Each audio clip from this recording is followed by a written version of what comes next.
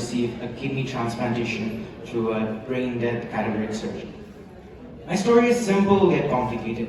I was diagnosed in 2002 with nephrotic syndrome, and further down the lines of history, due to many other issues related to drug issues and other issues, I ultimately went down the path of kidney failure. Now, after kidney failure had been diagnosed to me, I seemingly had two options remaining. One was to do dialysis my entire life. Second was human organ transplantation. Me and my family tried to do for the second option, an organ transplantation.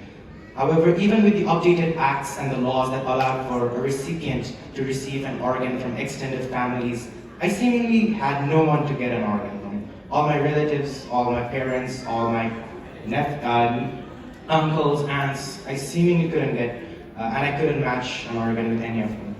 Life was sad and hopeless, to say the least. We continued with the first option, dialysis. So I was on dialysis for about 4 years, 2 years for CAPT, and a year and a half of hemodialysis. Even though I was on dialysis, life was difficult. I had to go to school, I had to do CAPT 4 times a day, and even with that, it was seemingly not enough. I had to do hemodialysis as well. So I had to go to school, I had to leave school and go to hemodialysis, go do assignments and all of that. It was very, very difficult. The only option left was hoping for a brain death organ transplantation opportunity. It was expecting for a miracle. It was hoping for this miracle to happen. And that miracle happened about 5.5 years ago. When one day, randomly, I got a call from the hospital saying that there was a potential match, a kidney match from a brain death donor. Me and my family rushed to the hospital the same day, the same minute. We got the call, we rushed to the hospital. And we were just hoping for it to match. And thankfully, it matched. And after we found out the news that the organ would match, the transplantation was done immediately.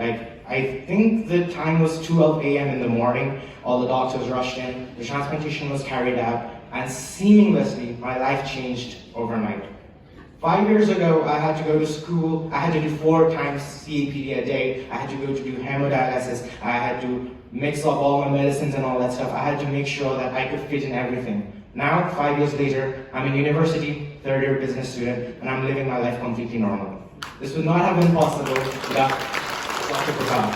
If he had not returned from abroad, and if he had not planned his vision to start this program, thus human organ transplantation, the brain death organ transplantation program in Nepal, who knows, maybe I would not be here. Even if I were here, I would have to be doing dialysis multiple times a day. For that, from the bottom of my heart, I would like to thank Dr. for all of his efforts, for all of his invaluable work that he put in there. And lastly, I would like to thank all of you guys for giving me the time and listening to me.